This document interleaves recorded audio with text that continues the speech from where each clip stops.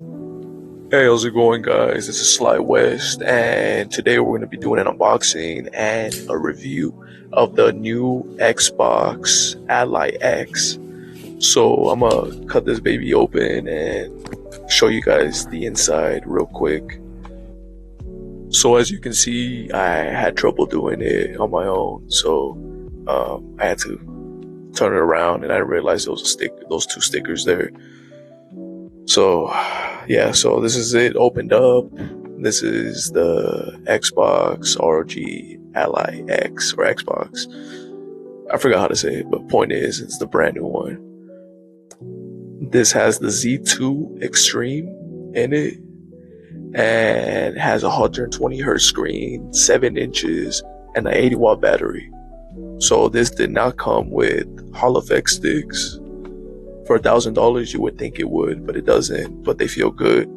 So right here, you have the power button, the jack for your headphones, the micro SD card, the volume buttons, and the 2 USB ports. Alright guys, so I'm gonna talk about the hardware and the software, but right now I'm gonna charge it real quick and then do that, and then show you guys some gameplay and see how it runs on the 13 watt mode, I believe, and 17 watt and the 25 watt for a couple indie games and a few AAA games. So alright guys, so I'm gonna plug it in real quick and turn it on. So plugged it in. So first impressions, it feels really good in the hands, and it feels like an Xbox controller. The buttons feel nice so far. They seem tight, which I like, and they're not loose. This is the D-pad, the Xbox button, the buttons. Alright guys, so it's loading right now. It's not a SteamOS machine. Like, it doesn't run SteamOS natively. It runs Windows. So I'm assuming you're supposed to like update it, and it's not as smooth as SteamOS. Okay, so I was right. That's my brother, my bad. But this is the downloading process. I'm assuming all the updates and stuff are gonna be downloaded and put into the device. So it's gonna take a little while. I'll come back to the video and I'll talk about my first impressions real quick. Alright, so when it comes to the hardware and the way it feels really good. So this has a 7-inch IPS screen, and so far, like, I'm liking the feel. It kind of feels like I'm holding an Xbox controller. So the buttons, they feel good. The triggers feel good. They feel tight. The buttons, the thumbsticks, they feel tight. I noticed the right one feels more tight than the left, but that just could be me. The D-pad feels good. Like I said, it's just easy to hold. It's just, I wouldn't probably hold it like this, but you can, if that makes sense. So if you're carrying it around, you can just, you know, hold it like this. And it feels sturdy. It doesn't feel like it's gonna break or anything. Would I recommend holding it like that? No. But that's just me though. But yeah, it's running the Z2 Extreme chip, and it's supposed to be about like 10 to 20% better than the Z1. And it looks nice. It looks like a premium device. I know people prefer a bigger 8-inch screen or an OLED, like the Steam Deck OLED or the Legion Go 2 that just came out. And even though it's smaller, it looks sharp and it looks nice.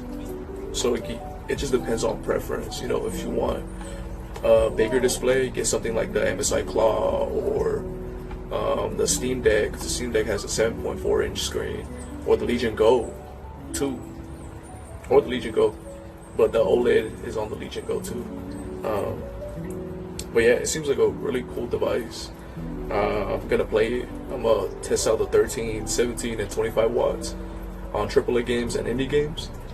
And yeah, I also, before I forget, I also remember that people were complaining about the buttons being clicky. For me, that's not an issue. I kind of like it. And people were also complaining about the color of those buttons. Like I said, I really don't care. They look nice on the device. It kind of looks like a brown. It could just be my eyes, but it looked like a dark brown color. instead of a black color. But I like it. And RGB lights are nice too. And yeah, so it seems cool and comfortable. Like I said, it's pretty comfortable. So I'm gonna test out those games for you guys, and I'll see you guys in a bit. And also, just to reference real quick, so this is the Xbox controller, and this is the Xbox Ally X. So you see that they're pretty similar. They have some similarities for sure. The buttons, more or less. But yeah, the D-pad is definitely different. They feel similar when it comes to the thumbsticks. It could just be me being subjective, I'm not entirely sure. But it does feel more or less the same. This feels thinner though. This is a little thicker, if that makes sense. Alright, so this is the Xbox OS. You have the home menu here. So stuff you can jump back in. You have Game Pass over here. So you can play Game Pass games like Fortnite and anything that you have. And also if you get one of these, I believe you get like 1 year of Game Pass. So you have your library here. So you have your games, your apps right here, your play history, and then your queue. And this is for cloud gaming. I'm pretty sure you can download the games that you have on Xbox, the cloud service, and you can just download them and play them instead of cloud streaming them, which you can't do on this device. So you can go to your profile, subscriptions, rewards, and all this stuff. Sign out.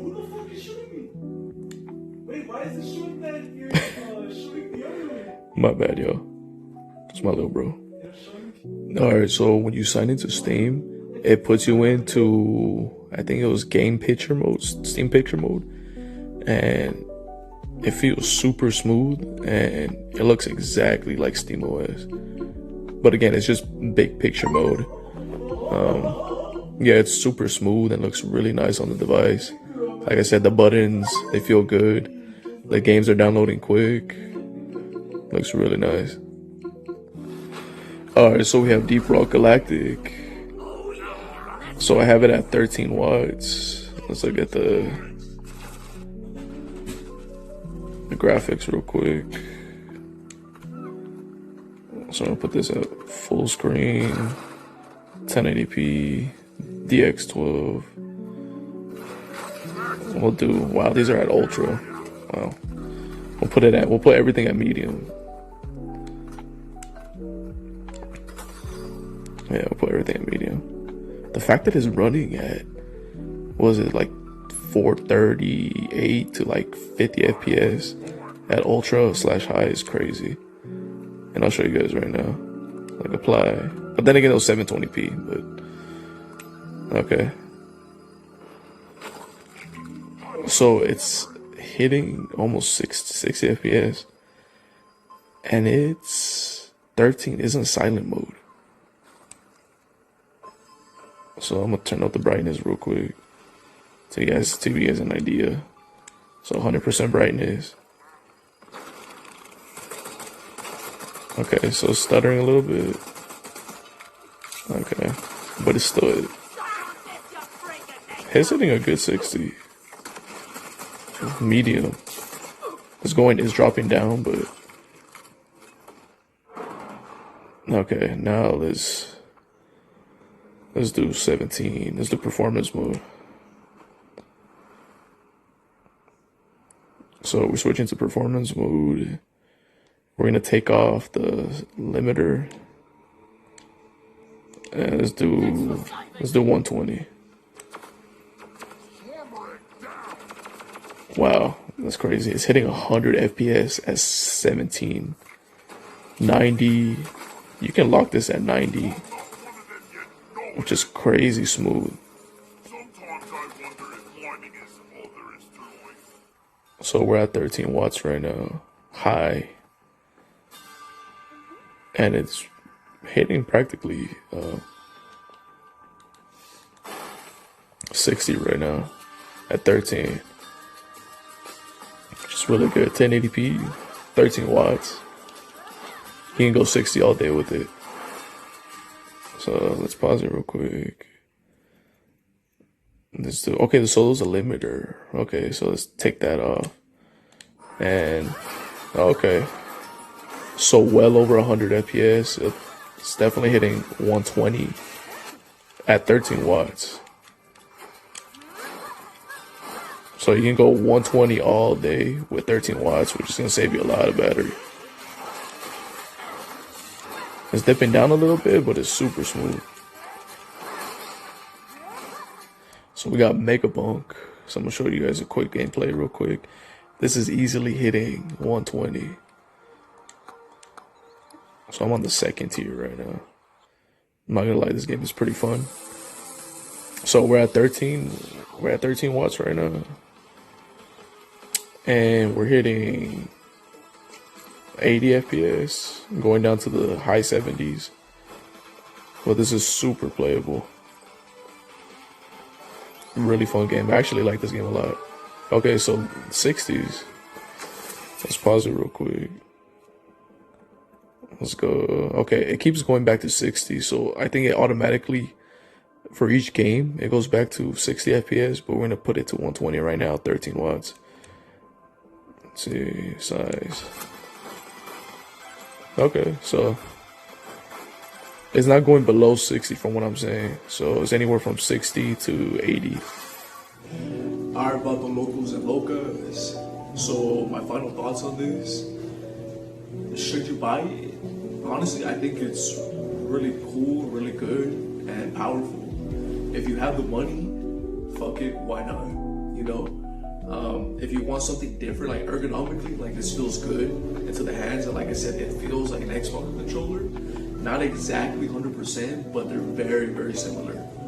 And like if you're looking for something like with a big screen or even OLED, you should wait for the Legion Go 2 whenever it's available, or get the Steam Deck OLED. But honestly, this is more than enough, and it's lightweight and it's portable. So for me, as of right now, I think it's really worth it to get an Xbox Ally X if you're looking for that performance bump. If you're coming from a Z1 Extreme, but the white version, like the first one that came out, or even the Ally X, that's really up to you if the ergonomics is important to you, and like the button layout and all that. But it's more or less the same performance. Obviously, you have better efficiency with this Z2 Extreme, but it just ultimately comes down to you. Like, I think it's worth it, but if you have those two devices, maybe if you got the first one, maybe you can jump onto this one if you have the money. But if not, it performs really well. This just has better ergonomics and battery and software with the new Xbox software that they have. So yeah, I would recommend it as of right now. I still need a little bit more time to test out the games, the battery, and then just to come to a conclusion later down when I make another video when it comes to like the gameplay and stuff, like a follow-up video.